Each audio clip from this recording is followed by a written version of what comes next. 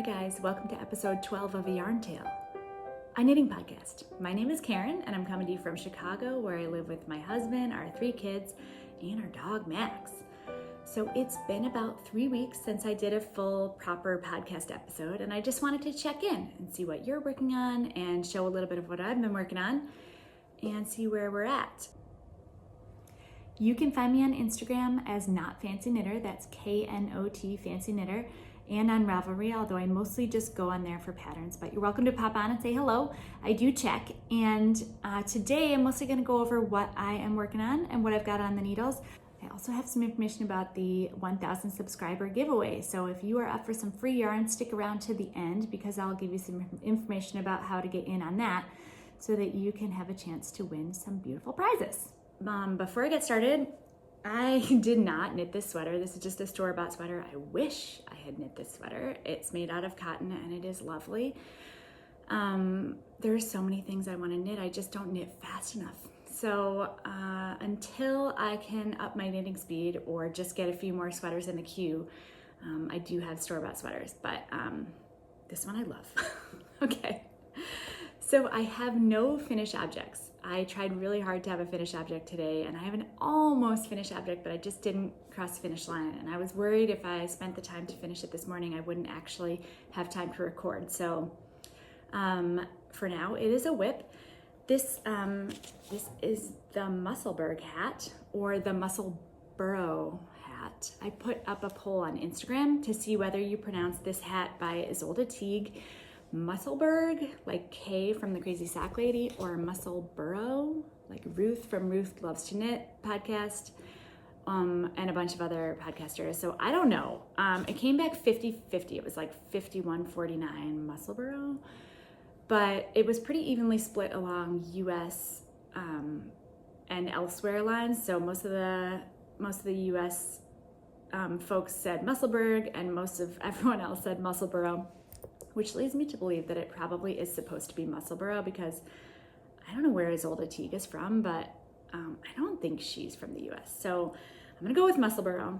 I don't know if you're familiar with this hat. If you're not, you definitely should be.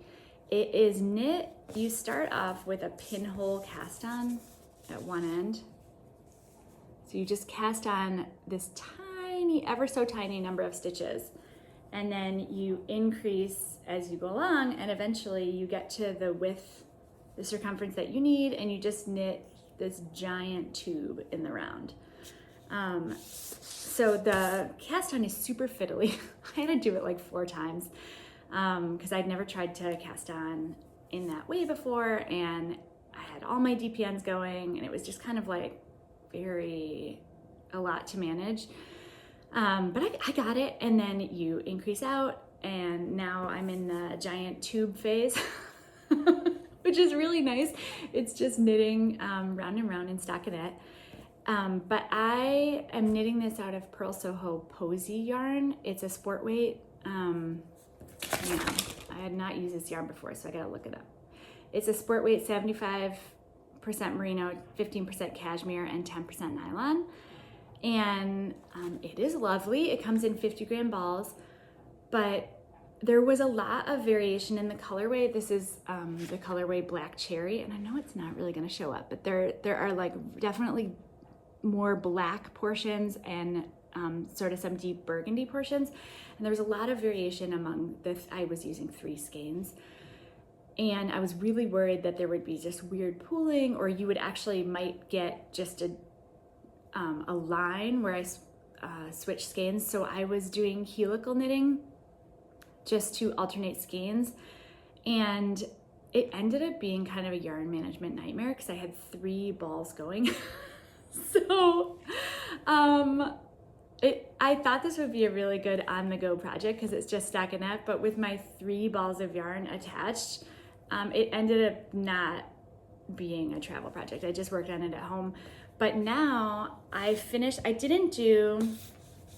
cast on with 1 ball because I had the DPNs going and the tiny pinhole cast on, and it just was a lot to try to alternate skeins with that tiny situation. So I used a single skein for my initial cast on and increases, And then once I got to the desired circumference, then I joined the other 2 balls and I started doing the helical knitting. And I have to say, I cannot see. Oh, maybe you can a little bit right there. That's where I started alternating skeins. So, okay, I feel a little better. I was like, oh man, I did all this work and you didn't even need it. To be honest, you really can't see it in person. I mean, it's showing up a little bit more on camera, but you really can't see the line in person. But anyway, I did it. I'm about 2 decreases in at the bottom. So I've cut my other skeins and I'm back down to 1 ball. So now it's really easy. And I just have to do my few more decreases and close it up. I don't know if you're familiar with this hat, but I have a store-bought hat that has a similar construction. So you start at the top. I didn't knit this. I wish I knit this. It's beautiful. You start at the top, you do your increases, and then you knit a tube all the way down and close it up the other side. And then when you're done, you just stuff one end. Man. Super easy, right? You just stuff one end of the hat into the other end of the hat, and then you have something that looks like this. And this one is long enough to actually fold up, have a folded brim. This is too big for me, but my husband wears it all the time. So the Musselburgh has a similar construction. You knit down and then stuff one end of the hat into the other, and that's what you get. So I am knitting the adult large because I thought this was a really good unisex pattern and I could maybe use it for gift knitting for either my son, who's 10, or my husband, or various other unsuspecting guys in my family.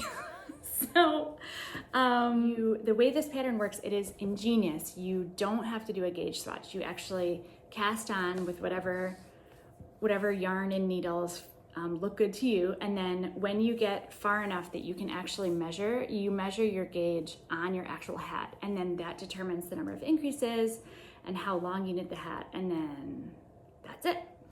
So I am knitting the size large on, I think these are 3s, US 3s? I don't even know, I can't see. Do you guys have trouble reading your needles? Am I getting old? Okay, 3.25 millimeter. Got it, okay. And eventually when I get to the very tippy top, I'm gonna have to go back to my DPNs and cast off, but I'm almost done with that. I was super excited because somebody turned me on to the We Share Needles podcast, which is awesome. And if you don't follow you guys, you definitely should, because they're 2 friends and they're amazing, and they make really cool stuff and they're hilarious. And they are running a Musselburgh cal called Show Us Your Muscles cal. So whips are allowed. And actually at the start of the cal, I think I had only worked on it for like a day. So I'm gonna enter this hat in their cal and hopefully get to see what all the other Musselburghs that everybody is making. So if you are making this hat, as it seems everyone on earth is making this hat, definitely hop over to We Share Needles and join in their cal, because that is super fun. And I think there's actually a ton of time left in it. I don't remember how long it runs, but this will definitely be done next time. It would have been done today if I woke up a little earlier. So that's the Musselburgh. Okie doke. My other whip has not gotten that much love this week because I kind of became obsessed with the Musselburgh, but I am working on the Dotted Rays by Stephen West for my mom. Okay, so I made some progress early on before I got distracted. What else is new? Okay, I'm gonna see if I can show you where I'm at. Okay, so this is where I was the last time. Oh, that looks so sad.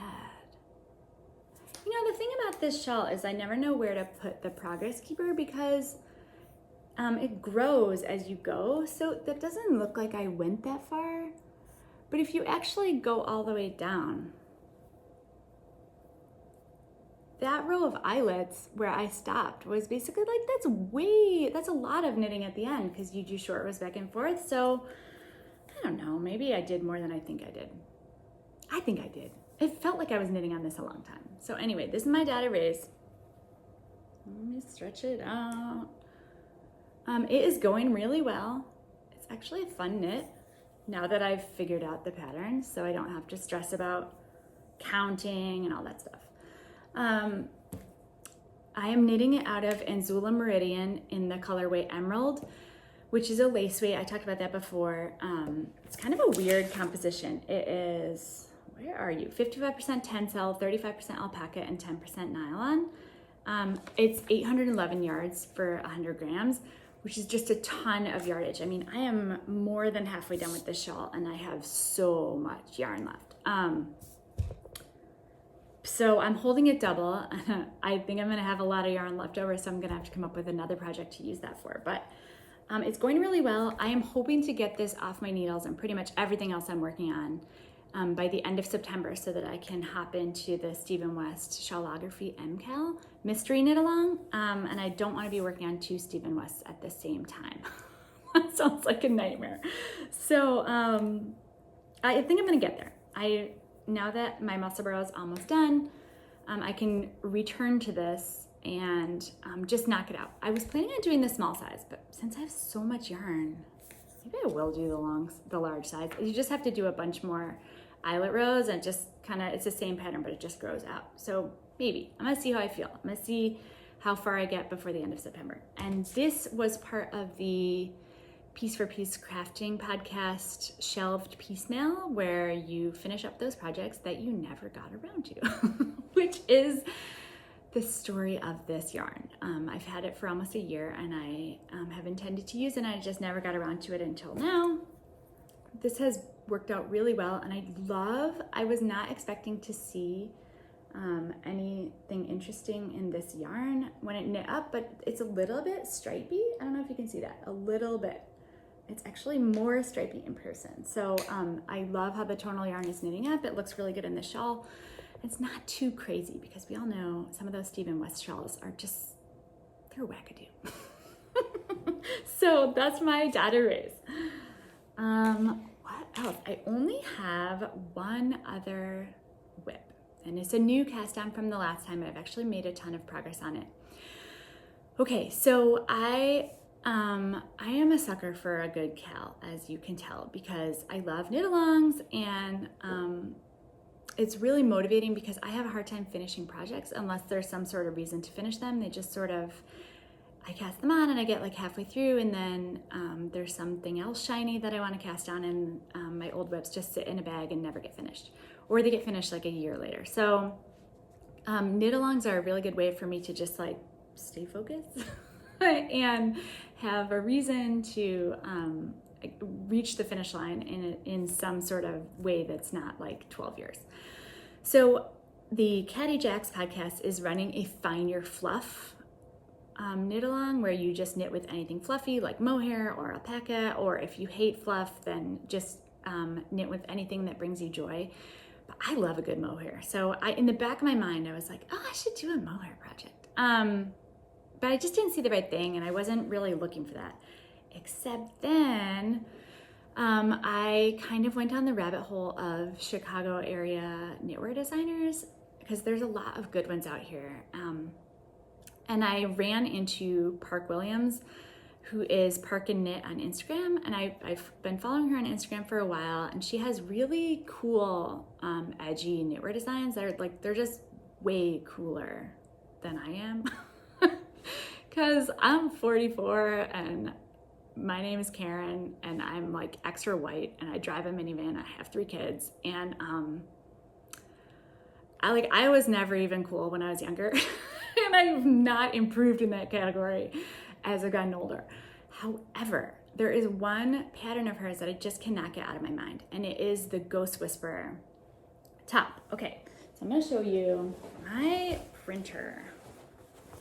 Is running out of ink, so it's not a great picture on my printer, but I'll pop one up here so you can see it. It is knit entirely out of mohair with these super cute puff sleeves at a really loose gauge, so it's extra see-through, and Park knit her sample in like Dayglow neon lemon lime color, and I love it. I love it so much, you guys.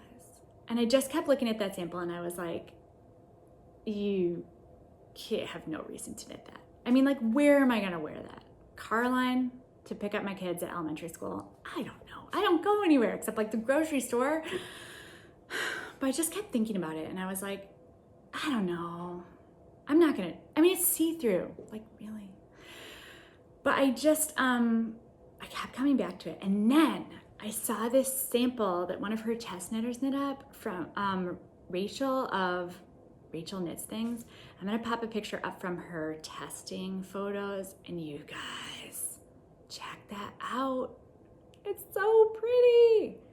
She knit it in like this beautiful autumny rust color, and it's not super cropped, and she wore high-waisted pants, and it seemed like not too see-through. I don't know, I felt like I could wear that. So I was like, you guys, I'm doing it.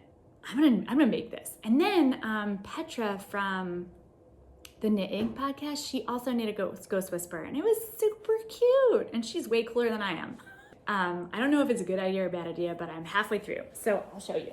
I'm gonna put up a video showing what it looks like laid out on the table, because when I hold it up, it's just super see-through and stretchy, so it's really hard to get an idea of what it looks like. But I'm knitting it out of Barocco Ariel, which is their silk mohair in the colorway Copper. It was either this, which is a little bit more brown than I was going for, although it is showing up on camera a little bit orangier. I wanted something a little bit orangier, but they had this color, which is like they call Copper, or like pumpkin orange.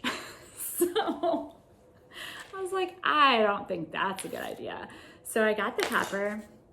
It only takes 3 skeins of mohair, so in my size, so it is super economical compared to like a giant sweater in hand-dyed yarn.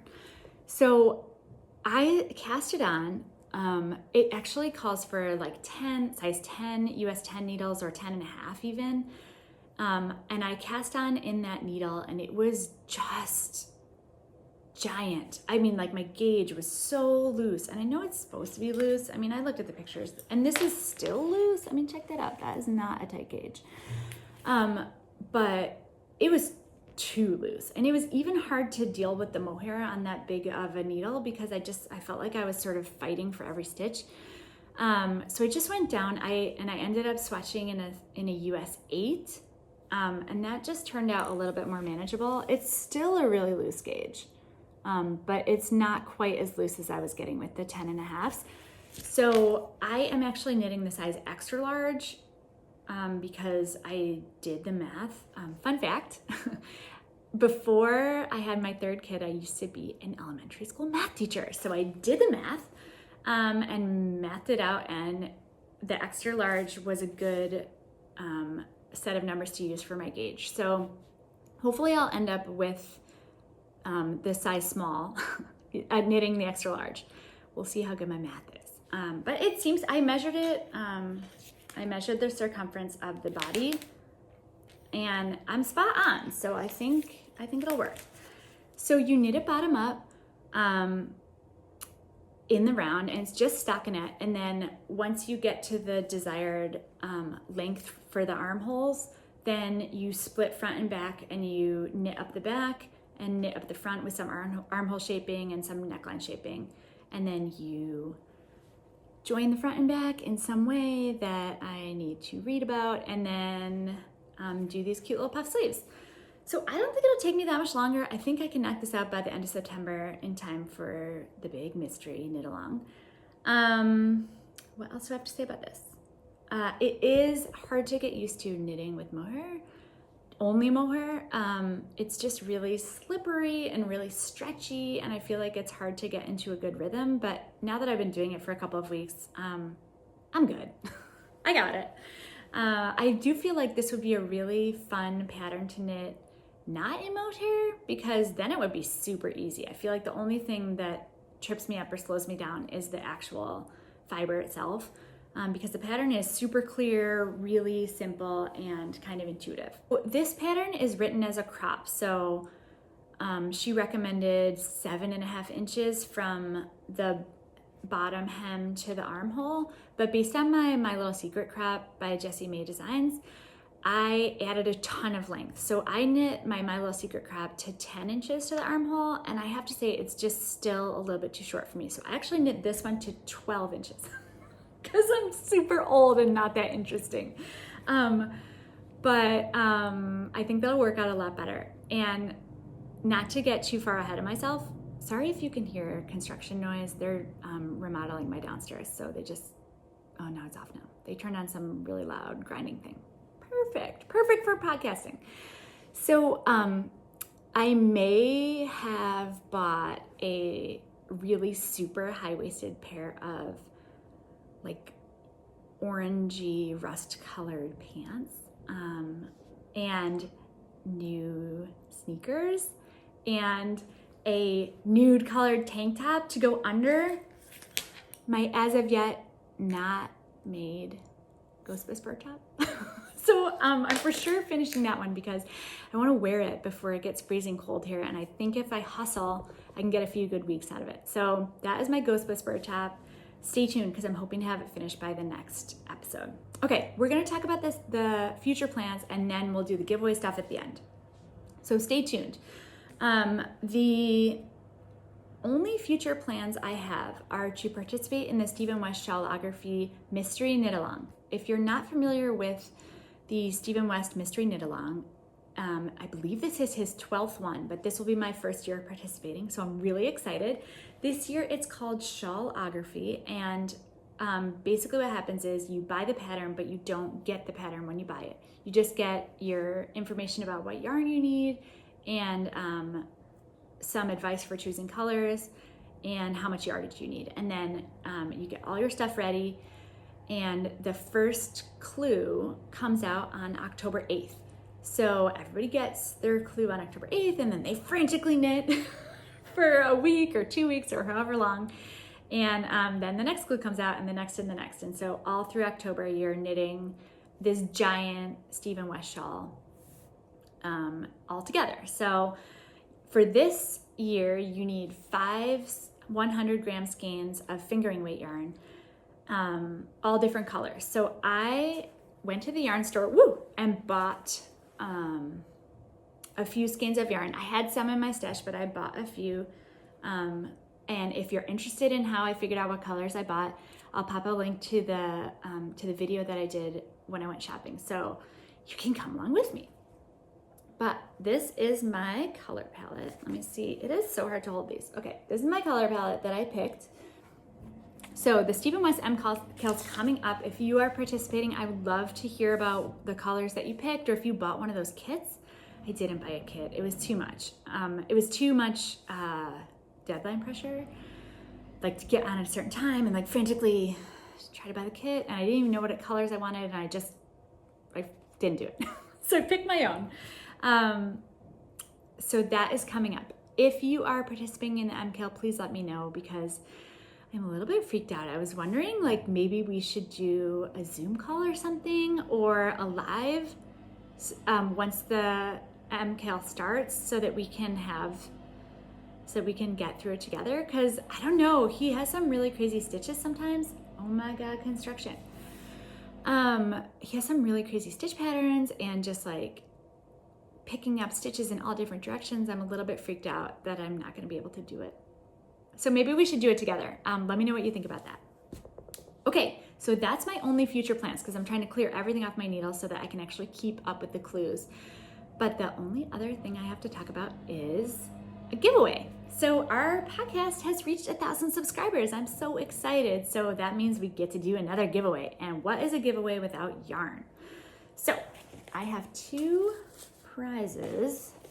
I bought this beautiful skein from Pitchfork Fiber. It is also his Stalwart sock base in the colorway Tragedy from the Disco collection.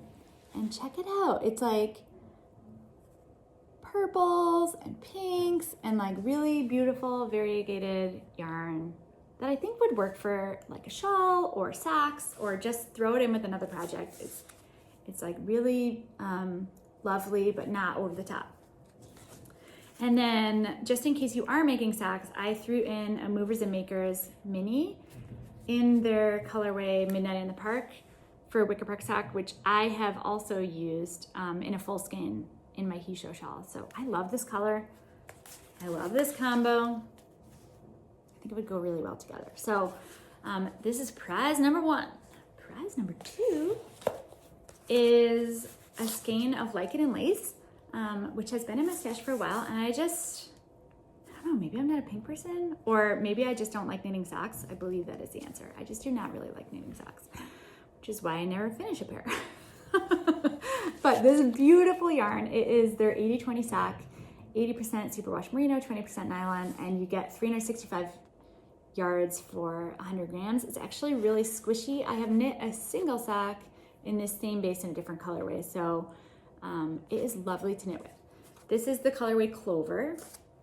And then my son, my 10-year-old, picked out this mini at the yarn store, which is from Stitch Smooth Sock Yarn. Oh, this is from the Stitch Together studio in their colorway Lost Boys. And it is a 25 gram mini. You get 92 yards. So, oh my gosh. Sorry, he was playing with it and untangled it, or like got it out of the skein, and I am the absolute worst at tying that back up. It's not tangled up, it's just like not very tight. So I'll try to fix that before I mail it out. But if not, sorry, I live with small children. But this is the second prize. So if you would like to participate in the 1,000 subscriber giveaway, just subscribe to the podcast if you're not already, and then like this video and leave a comment below. And it could be any kind of comment. It doesn't have to be about anything in particular. If you're doing the MKL, let me know. If you hate mystery knit-alongs, that's cool too. Maybe let me know that, or just let me know what you're working on. And join the giveaway. Okay, so that is all. It's a really quick episode, you guys. I just wanted to check in and see what you're up to, because it had been a while. So it has been back to school season here. My kids went back full time this week, so that's really exciting. We got a kindergartner, a first grader, and a fifth grader, so they are getting there, you guys. Everybody is really excited to go back to school, which means my plan to make August as boring as possible was completely successful. They were so glad to go do anything because all of the planned activities and camps and everything were over in August, and I just did nothing. They were like, "What are we doing today?" And I was like, "What are we doing today? You're looking at it, nothing." So they were really glad to go back to school, and I have to say I love back to school season. Even though I'm not in school myself anymore and I'm not a teacher anymore, I just love like school supplies and shiny new backpacks and new lunch boxes, and it's just really exciting. And it's really great that all 3 of my kids are back in person full-time right from the start. So I have really high hopes for this year.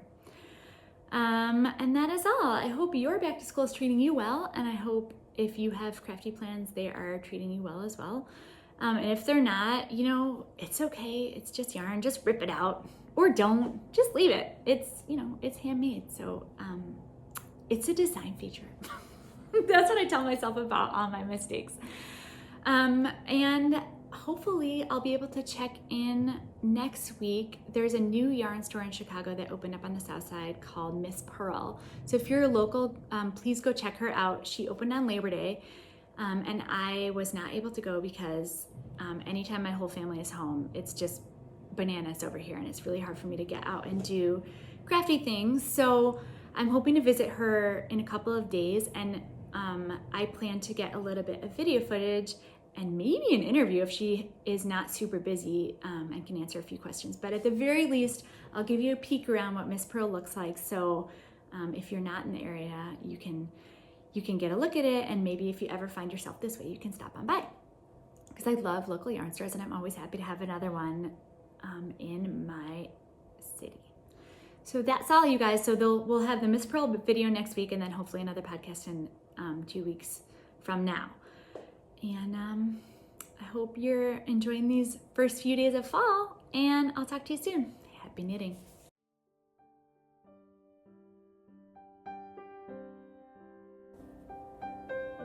So that it closes up into a regular hat shape. Of course, I'm not doing a good job of it. Oh my gosh. Okay.